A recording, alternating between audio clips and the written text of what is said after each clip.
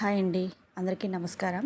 ఈరోజు వీడియో మన కార్తీక పురాణం 3వ అధ్యాయం 3వ రోజు పారాయణం చేసుకుందామండి. ఏమైనా తప్పులుంటే తప్పులు చదివితే క్షమించండి. ఆ కార్తీక దామోదరుడు క్షమించాలని కోరుకుంటున్నాను. స్టార్ట్ చేద్దాం. ఓ జనక మహారాజా, కార్తీక మాసము ఏ ఒక్క చిన్న దానము చేసినను అది గొప్ప ప్రభావము గలదై వారికి సకల ఐశ్వర్యములు కలుగటియే కాక మరణానంతరము శివ సాన్నిధ్యమును చేరుదురు. కానీ కొంతమంది అస్థిరములై భోగభాగ్యములు విడవలేక కార్తీక స్నానములు చేయక అవినీతి పరులై భ్రష్టులై సంచరించి కడకు క్షుద్రజన్ములు అనగా కోడి కుక్క పిల్లిగా జన్మింతురు. అదనము కార్తీక మాస శుక్ల పౌర్ణమి రోజునైనా స్నానదాన జపాదులు చేయకపోవుట వలన అనేక చండాలాది జన్మలెత్తి కడకు బ్రహ్మ రాక్షసిగా పుట్టిదురు. దీనిని గురించి నాకు తెలిసిన ఇతిహాసం ఒకటి వినిపించెదను. సపరివారముగా శ్రద్ధగా ఆలకింపుము. బ్రహ్మ రాక్షసులకు ముక్తి కలుగుట.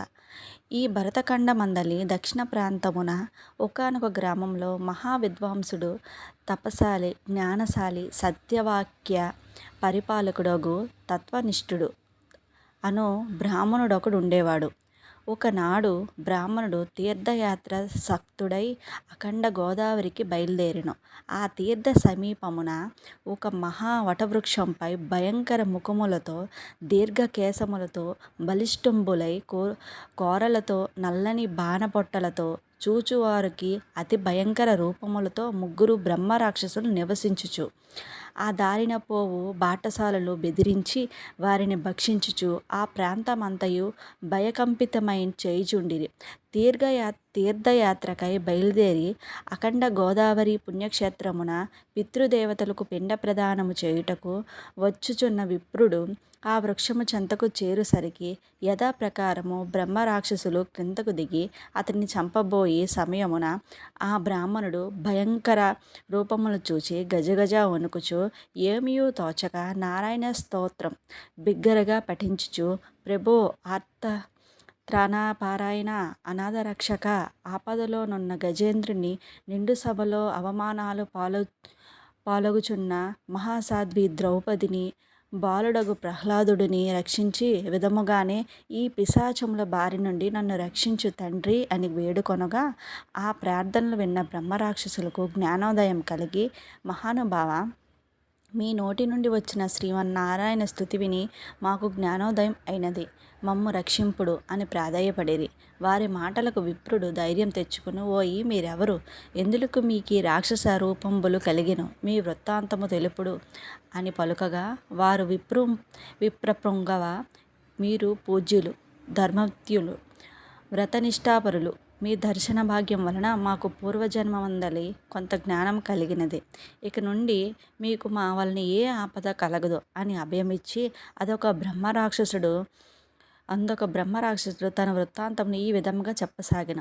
నాది ద్రావిడ దేశం, బ్రాహ్మణుడును, నేను మహాపండితుడనని గర్వము గలవాడినై ఇంటిని న్యాయ విచక్షణను మాని పశువుల వలె ప్రవర్తించి తిని బాటసారుల వద్ద అమాయకపు గ్రామస్తుల వద్ద దౌర్జన్యంగా ధనం లాగుకొనుచు దుర్వ్యసనాలతో భార్యాపుత్రులను సుఖపెట్టక పండితుల నవమానపరచుచు లోబుద్ధుడనై లోకకంటకుడనై ఇట్లుండగా ఒకనొక పండితుడు కార్తీక మాస వ్రతమును యథావిధిగా ఆచరించి భూతతృప్తి కొరకు బ్రాహ్మణ సమారాధన చేయు తలంపుతో పదార్థ సంపద నిమిత్తము దగ్గరున్న నగరమునకు బయలుదేరి తిరుగు ప్రయాణం మా ఇంటికి అతిథిగా వచ్చెను.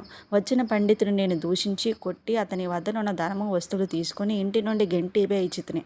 అందులోకి ఆ విప్రునికి కోపం వచ్చి, ఓరి నీచుడా, అన్యక్రాంతముగా డబ్బు కూడబెట్టినది చాలక మంచి చెడ్డలు తెలియక తోటి బ్రాహ్మణుడనని కూడా ఆలోచించక కొట్టి తిట్టి వస్తు సామాగ్రిని దోచుకుంటివి గాన నీవు రాక్షసుడివై నరభక్షకుడుగా నిర్మానుష్య ప్రదేశములలో ఉందువుగాక అని శపించుట నాకీ రాక్షస రూపం కలిగినది. బ్రహ్మాస్త్రమునైనా తప్పించుకోవచ్చు గాని బ్రాహ్మణ శాపమును తప్పించుకోలేము కదా. కావున నా అపరాధమును క్షమింపుమని ప్రార్థించి తిని. అందులోకి అతడు దయదలచి, ఓయి గోదావరి క్షేత్రమందొక వటవృక్షము గలదు. నీవెందు నివసించుచు ఏ బ్రాహ్మణుడు కార్తీక వ్రతం ఆచరించి పుణ్యఫలమును సంపాదించి ఉండునో ఆ బ్రాహ్మణుని వలన పూర్వజన్మ నొందుదువుగాక అని వెడలిపోయెను. ఆనాటి నుండి నేను ఈ రాక్షస రూపమును నరభక్షమును చేయుచుంటిని. కాన ఓ విప్రోత్తమ, నన్ను నా కుటుంబము వారిని రక్షింపుడని మొదటి రాక్షసుడు తన వృత్తాంతమును చెప్పెను. ఇక రెండవ రాక్షసుడు, ఓ ద్విజోత్తమ, నేను కూడా పూర్వజన్మలో బ్రాహ్మణుడునే. నేను నీచులను సావాసముతో చేసి తల్లిదండ్రులను బాధించి వారిని తిట్టి తిండి పెట్టక మార్చి అన్నమో రామచంద్ర అనుటలచే వారి ఎదుటనే నా భార్య బిడ్డలతో పంచభక్ష పరమాన్నములతో భుజించుచుండేవాడిని. నేను ఎట్టి దానధర్మములు చేసి ఎరుగను. నా బంధువులు కూడా హింసించి వారి ధనం అపహరించి రాక్షసుని వలె ప్రవర్తించి తిని. కాన నాకు ఈ రాక్షసత్వము కలిగెను. నన్ను ఈ పాప పంకీలముల నుండి ఉద్ధరింపుమని బ్రాహ్మణుడు పాదములపై పడి పరిపరి విధములా వేడుకొనెను. మూడవ రాక్షసుడు కూడా తన వృత్తాంతమును ఇటులా తెలియజేసెను. మహాశయ, నేను ఒక సంపన్న కుటుంబంలో పుట్టిన బ్రాహ్మణుడును. నేను విష్ణు ఆలయంలో అర్చకునిగా ఉంటిని. స్నానమైనను చేయక కట్టుబట్టలతో దేవాలయంలో తిరుగుచుండేవాడిని. భగవంతునికి ధూపదీప నైవేద్యములను నర్పించక భక్తులు కొని తెచ్చిన సంభారములను నా ఉంపుడు గత్తెకు అందజేయుచు మద్య మాంసము సేవించుచు పాపకార్యములను చేసినందుకు నా మరణానంతరము ఈ రూపము ధరించి తిని. కావున నన్ను కూడా పాప విముక్తుని కావింపమని ప్రార్థించును. ఓ జనక మహారాజా, తపోనిష్ఠుడగు ఆ విప్రుడు పిశాచములను దీనలాపము ఆలకించి, ఓ బ్రహ్మరాక్షసులారా, భయపడకండి. మీరు పూర్వజన్మలో చేసిన ఘోర కృత్యంబుల వల్ల మీకు ఈ రూపము కలిగిన. నా వెంట రండు అని మీకు విముక్తిని కలిగించును అని వారిని ఓదార్చి తనతో గొనిపోయి ఆ ముగ్గురి ఆ విముక్తిని సంకల్పము చెప్పుకొని తానే స్వయముగా గోదావరి స్నానం ఆచరించి స్నాన పుణ్య ఫలమును ముగ్గురు బ్రహ్మ రాక్షసులకు దారపోయగా వారి వారి రాక్షస రూపములు పోయి దివ్య రూపములు ధరించి వైకుంఠమునకు ఏగిరి. కార్తీక మాసములో గోదావరి స్నానం ఆచరించినచో హరిహరులు సంతృప్తి నొంది వారికి సకల ఐశ్వర్యములు ప్రసాదింతురు. అందువలన ఎంత ప్రయత్నించినా సరే కార్తీక స్నానాలను ఆచరించాలి. ఇట్లు స్కంద పురాణాంతర్గత వశిష్ఠో ప్రోక్త కార్తీక మహాత్మ్యమందలి 3వ రోజు అధ్యయనం 3వ రోజు పారాయణం సమాప్తయామి. సో ఫ్రెండ్స్, ఏమైనా తప్పులు చదువుంటే మన్నించండి. ఇది 3వ రోజు పారాయణం కూడా మనం పూర్తి చేసుకున్నాము. ఆ కార్తీక దామోదరుడి దయ కరుణ కటాక్షాలు అందరిపై ఉండాలని కోరుకుంటున్నాను. చిన్న చిన్న మిస్టేక్స్ అంటే కొంచెం చదివేటప్పుడు యాంగ్జైటింగ్ ఎక్కువ ఉంటుంది కాబట్టి చిన్న చిన్న తప్పులు చేస్తే సారీ, నన్ను ఆ దేవుడు క్షమించాలి. అండ్ అందరికీ కూడా కాస్త కూస్తూ మంచి జరగాలి. ఇది విన్న ప్రతి ఒక్కరికి కూడా ఈ కార్తీక మాసంలో ఏ చిన్న దానాలు చేసినా, ఏ చిన్న పుణ్యం చేసినా, దీపం పెట్టినా కూడా మంచి ఫలితాలను ఇస్తుంది అంటారు.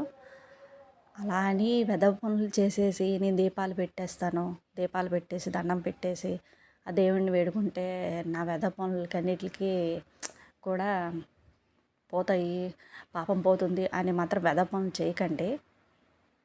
అంటే తెలుసో తెలియకో కొన్ని చేస్తుంటాం కాబట్టి వాటిని పరిహరించుకోవడం కోసం ఏదో ఆ దేవుడు చూస్తాడు. కానీ మరీ పెద్ద వెధవ పనులు చేసేసి నేను దీపం పెట్టేశాను, ఈ కార్తీక మాసంలో నోము నోచాను అనేసి అంటే లేదు. Like and subscribe.